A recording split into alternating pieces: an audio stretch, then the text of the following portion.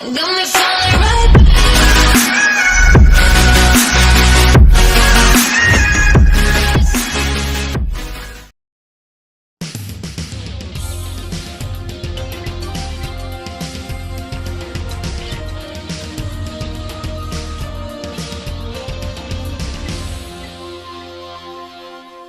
Resources and styles are the cereal and milk of the XAML world. They go together like, well, peanut butter and chocolate. Enough food metaphors. The fact is that XAML resources allow you to define specific property values and use them consistently across your applications. They do far more than that too, allowing you to access an instance of almost any .NET Framework class. And they make it possible to perform conversions and data binding as well. Styles allow you to create groups of properties that logically go together and apply them in one block to any or all controls. Without these tools, it would be nearly impossible to create robust XAML-based applications. In the following sections, you'll learn first about XAML resources and then about styles. XAML supports the ability to define common resources. A resource can be a style, a reference to an external object, or a data source, and it can be defined in a number of different locations. Why would you even use resources? They can help make your markup more efficient. You can define an object just once and use it several times in your markup. Now, does it make runtime faster? No. It's just the design time efficiency that you get for using resources. It makes your code more maintainable. Resources define particular styles all in one location, and it's easier to change those in just one place. Changes to style propagates to all the elements that use that style. Also makes your markup more adaptable. Resources can be stored separate from the application, and you could modify and replace the entire set, making it possible to create skinnable applications simply by replacing the set of resources. Every element provides a resource dictionary. Every control, every container has a place to store resources. The dictionary contains a string that represents the key for the resource, and the value is the resource itself. So you'll notice that every time you create a resource, you supply a key value which uniquely identifies that resource within its dictionary. Every element exposes a collection of resources indexed by the key name. Now, every element could manage its own resources. It's easiest, however, to manage these at the topmost level. That is, the level that makes most sense for your application. You could manage all the resources for the controls within a grid at the grid level, or perhaps all the controls in a user control at the user control level, or perhaps every item within an application from the application level. Elements have access to their own resources and the resources of their parents, grandparents, and so on. And the higher the resources, the more they're available. The more other things can use those resources. So you have to decide where to define your resources, at the control level, at the container level, or at the application level. Let's look at a very simple use of a resource defining a linear gradient. In this WPF application, like others you may have seen in this course, I have a set of user controls that I'm displaying within a tab control. And what you're looking at now is one of those user controls. I've defined a resource within the usercontrol.resources element. Here's my user control element here. Here's the end of it down here. And we have within that user control.resources. And within there, I can define as many resources as I want. Here I'm defining one that is a linear gradient brush whose key is background brush. X:\key, remember the X namespace is used for things dealing with code, resources, styles, and so on. So X:\key is the attribute that defines the key for this within the dictionary of resources. This becomes the value of the dictionary entry, which defines the actual resource. Now, defining a resource isn't the same as using the resource.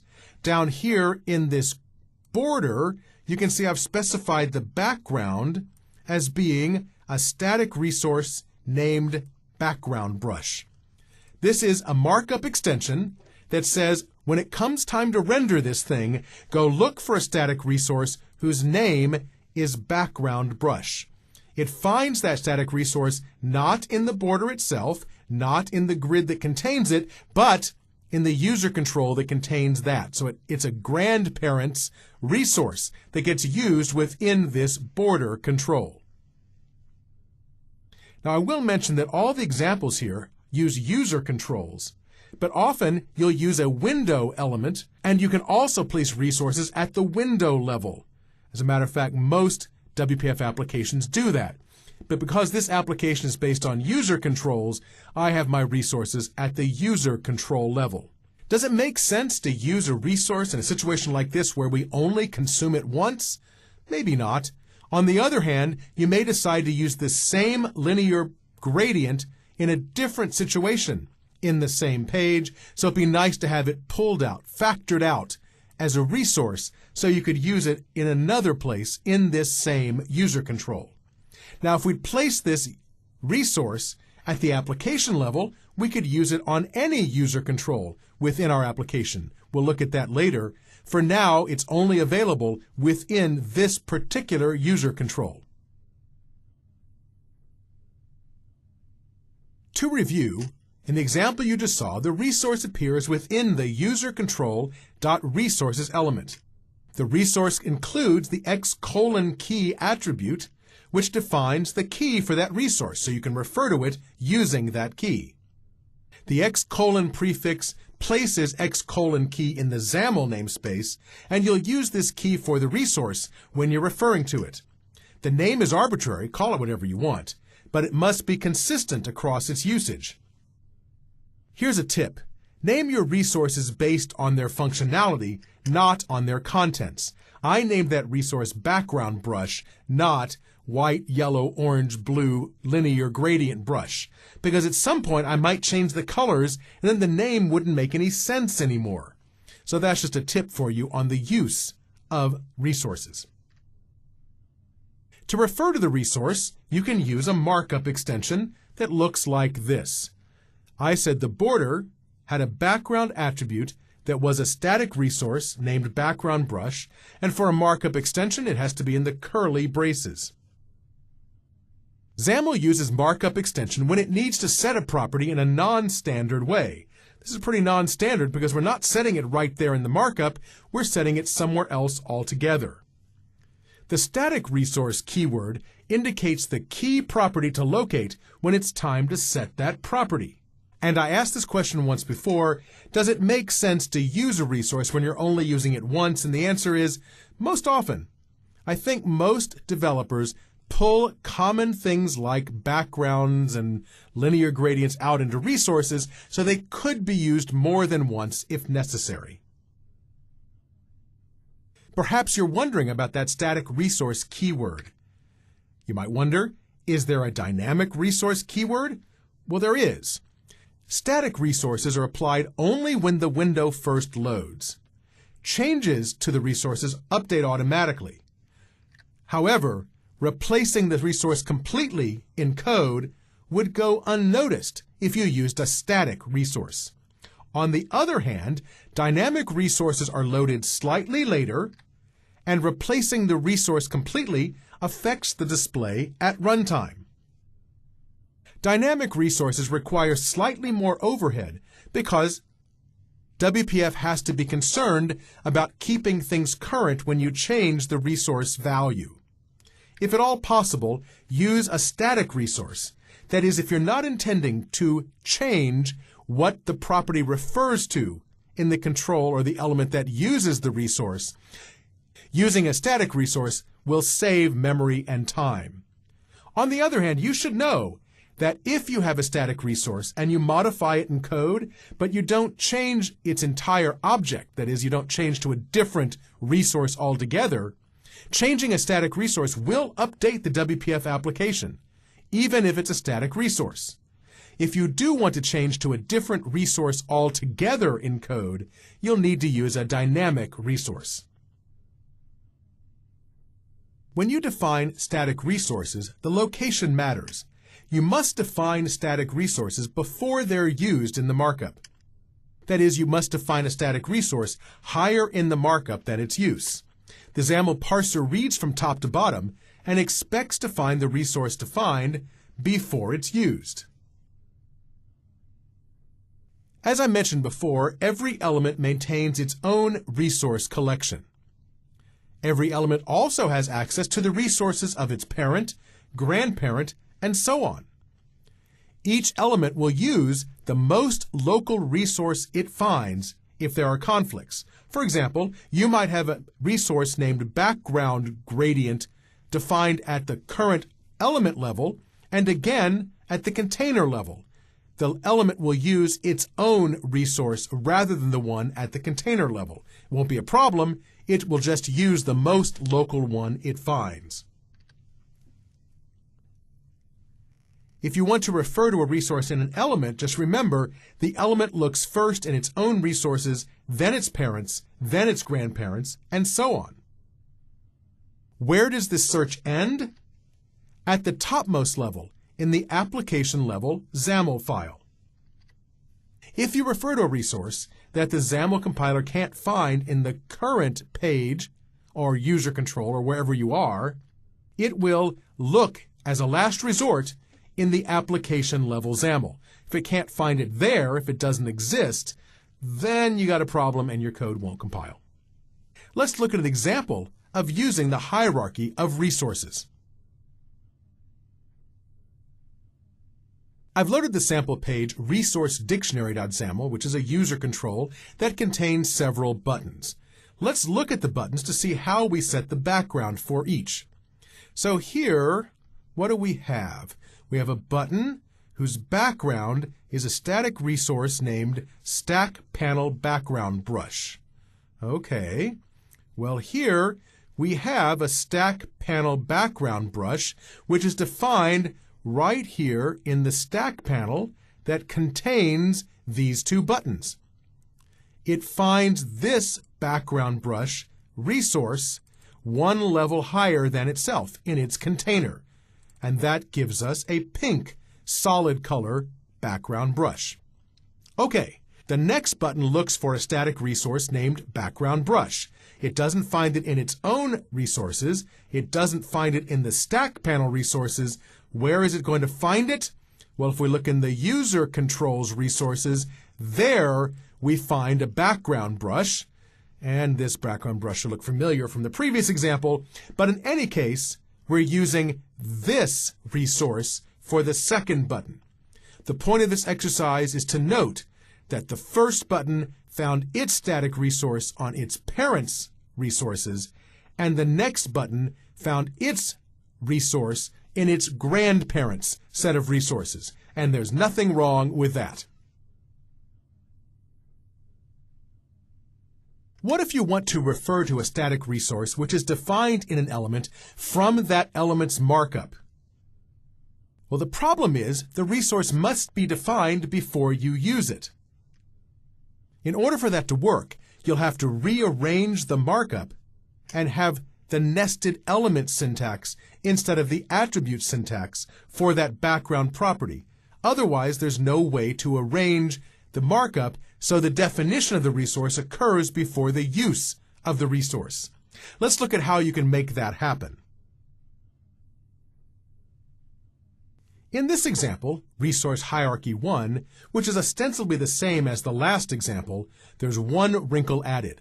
I wanted the stack panel itself to use its own background resource to define the background for the stack panel. The problem is, for a static resource, you must define the resource before you use it. And if I wanted to come up here and define the background as an attribute, like I would here, I'd have to be setting it before I'd actually define the resource, which is here. To get around that, instead of using the attribute syntax for the background property, I can use the object.property element syntax instead. So here's where I'm defining the background property of the stack panel. You can see that the way we do that is to use a static resource element within that property with the resource key attribute indicating the key for the resource. In other words, this syntax here is exactly the same as this attribute syntax here. And this markup extension is a shortcut for this element, the static resource element, where the resource key is specified here. This must correspond to that resource key attribute in the static resource element. The only reason we're doing that here is because we want to make sure that we've defined the resource before we use it in the markup. There is a workaround for this, by the way. We could specify the background here if I was willing to use a dynamic resource, because for dynamic resources, they're parsed out after the entire file has been parsed by the XAML parser. Even though it runs a tiny bit slower, dynamic resource does make it possible to use a resource in your markup before it's defined in the markup. So what happens when the XAML parser finds two resources with the same key? Well, that's obvious. It'll always use the most local resource. It starts looking at the current element that moves upwards from there. It stops when it finds a match. If a higher level resource has the same name, it doesn't care, it doesn't even notice it. Therefore, you can use resource names as long as the names appear in different resource dictionaries. That is, within a single user-control.resources element, you can't have two resources with the same key. But you can have resources with the same key at different levels of the hierarchy. Let's look at an example that shows how that resource naming conflict gets handled by the parser.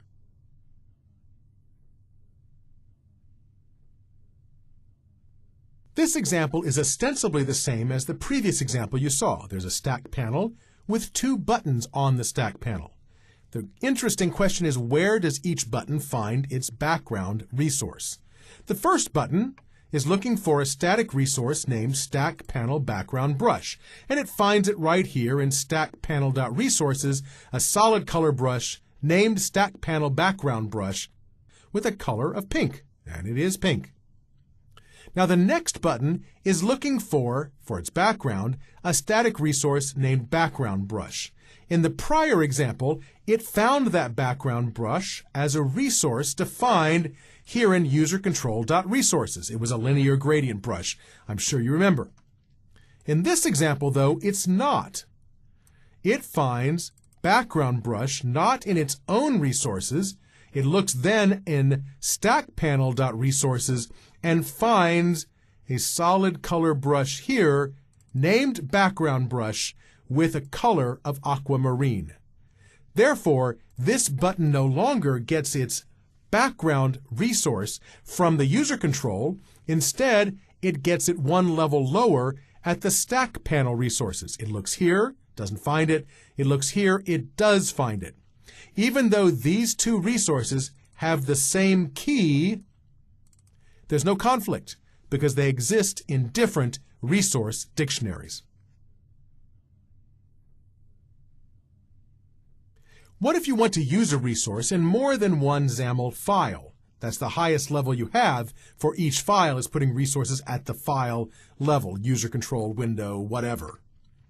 In that case, you can place the resource in application level XAML. You'll place this in an application.resources element. That can also contain a definition for an external resource dictionary, which we'll have more on that later on.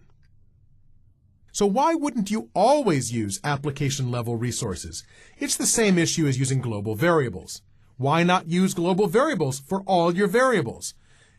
It affects maintainability. There's no way to tell which XAML uses that resource. And if you're using a resource just a few times, you'll definitely want to define it locally. If you're using a resource in every XAML file, then you'll want to define it globally in that application level resource file. Let's look at an example that shows off using application level resources. In this example, application level resources, we have a grid which contains two stack panel controls. The first stack panel maintains its own set of resources. It has a resource named background brush, a solid color brush which is cyan, and down here using the object.property syntax for elements, it lays out a static resource which uses that background brush. The second stack panel, though, defines its background to be a static resource named background brush as well. Well, this stack panel has no resources defined, so it looks one level higher, not at the other stack panel, but at the grid. The grid doesn't have any resources defined. How about the user control that contains them? Nope, no resources there either. Since there's no resources in scope that it can use, it looks finally at the app.xaml file. Here you can place application-level resources in the application.resources element. Now I'm not going to talk about this resource dictionary and resource dictionary.merged dictionaries until later. But you can see here a radial gradient brush resource named background brush. It has gradient stops which have an offset of 0 for blue and 1 for white, and that must be defining this resource here. So since this stack panel couldn't find its resource anywhere else in scope, it ended up looking at the final location, the application level XAML file, and finding its resource there.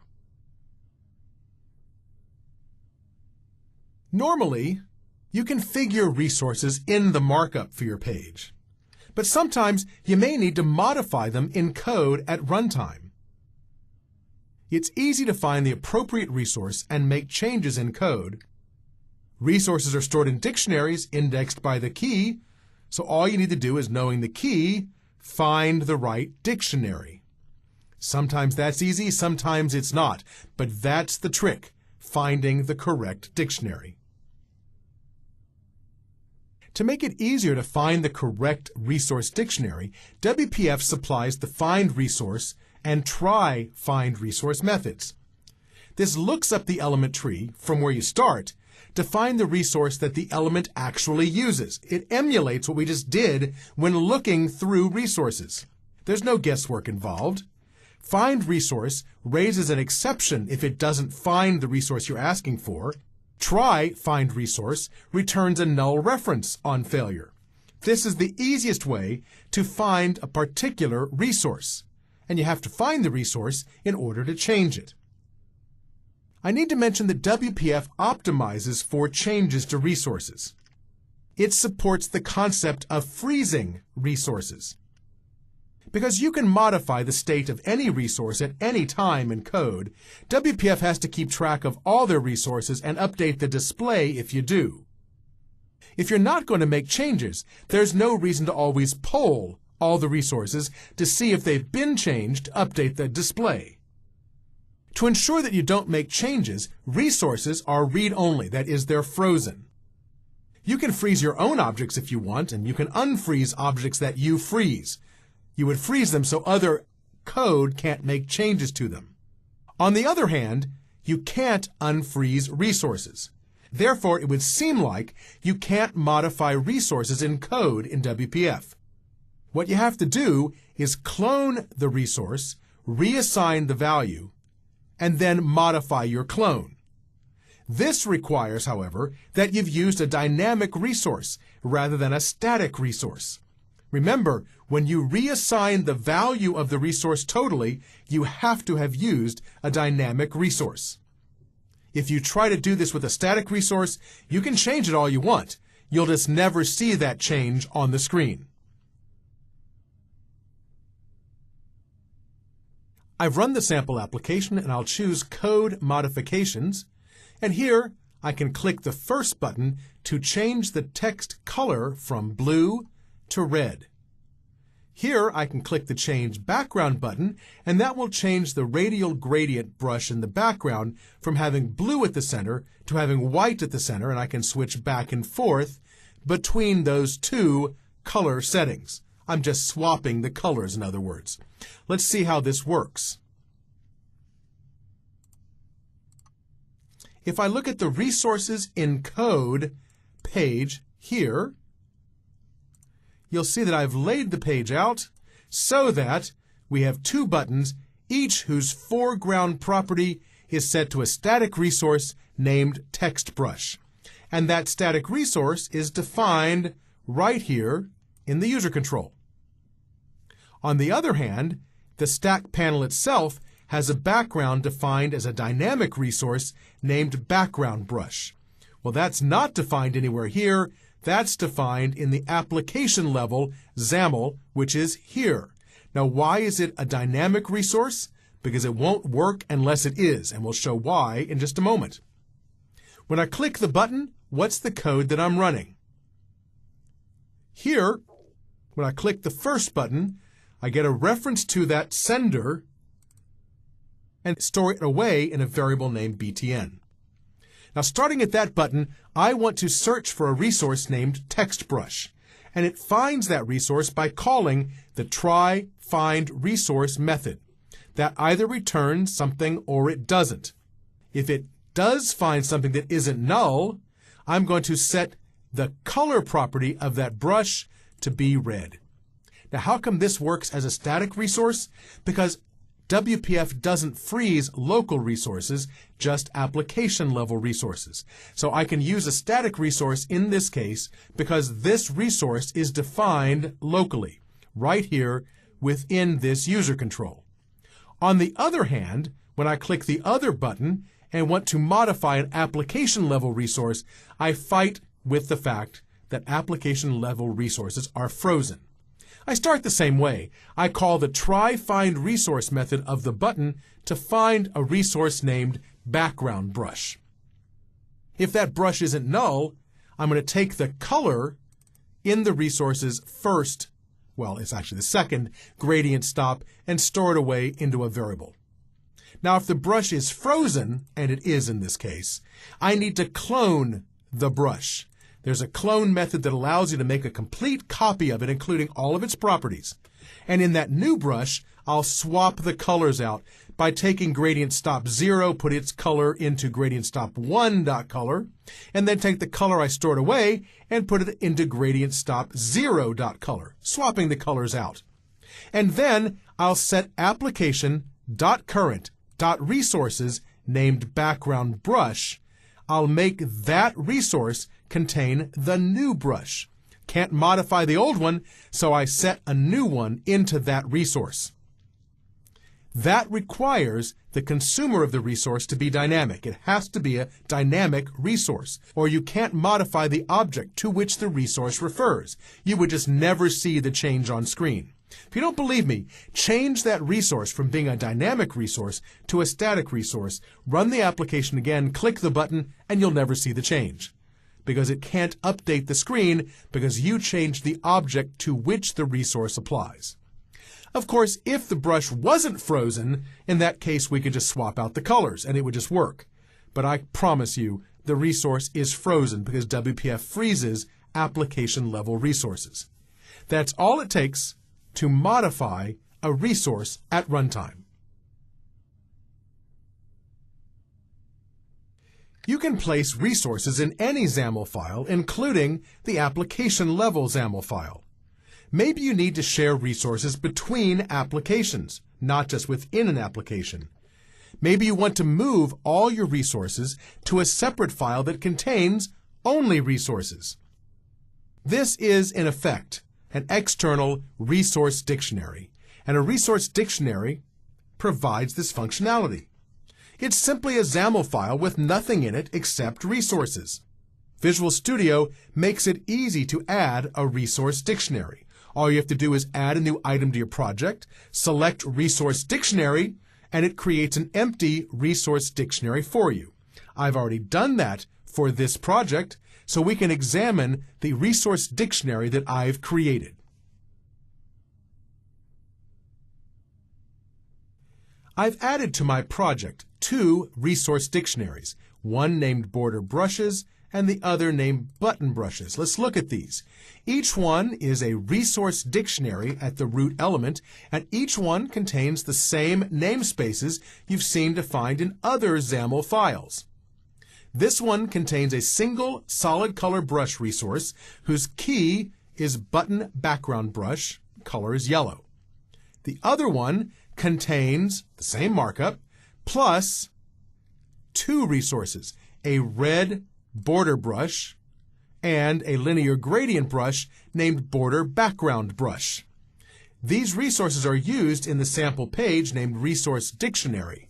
Here you can see that we have a background set to a static resource named border background brush and a background for the button set to a static resource named button background brush.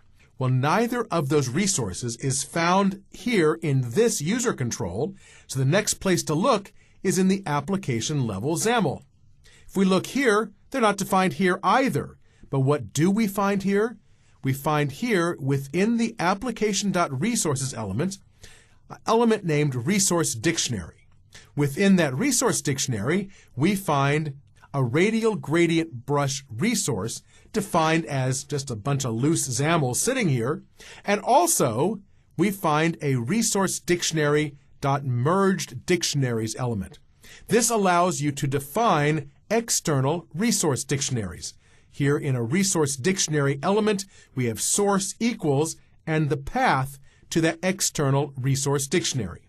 If you want to use external resource dictionaries, you have to include the resource dictionary element within that any loose XAML resources you want, then resource dictionary.merge dictionaries element with each resource dictionary you want to include defined inside there.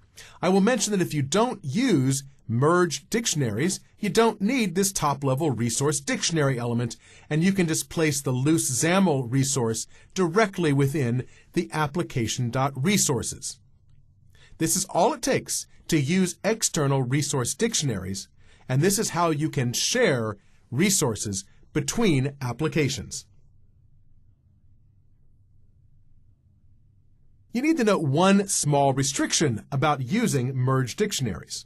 Although you can have resources with the same name in separate or overlapping sets of resources, you can't in merge dictionaries. Because remember how merge dictionaries get merged. They're placed within application.resources in the application XAML file, and since that defines a single scope, you can't have multiple keys that are the same within that dictionary.